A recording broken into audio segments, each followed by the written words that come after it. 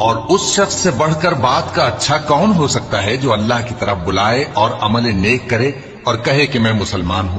اور بھلائی اور برائی برابر نہیں ہو سکتی، تو سخت کلامی کا ایسے طریق سے جواب دو جو بہت اچھا ہو۔ ایسا کرنے سے تم دیکھو گے کہ جس میں اور تم میں دشمنی تھی وہ تمہارا گرم جوش دوست ہے، اور یہ بات انہی لوگوں کو حاصل ہوتی ہے جو برداشت کرنے والے ہیں، اور انہی کو نصیب ہوتی ہے جو بڑے صاحب نصیب ہیں۔ اور اگر تمہیں شیطان کی جانب سے کوئی وسوسہ پیدا ہو تو اللہ کی پناہ مانگ لیا کرو، بے شک وہ سنتا ہے، جانتا ہے۔ اور رات اور دن اور سورج اور چاند اس کی نشانیوں میں سے ہیں۔ تم لوگ نہ تو سورج کو سجدہ کرو اور نہ چاند کو، بلکہ اللہ ہی کو سجدہ کرو جس نے ان چیزوں کو پیدا کیا ہے، اگر تم کو اس کی عبادت منظور ہے۔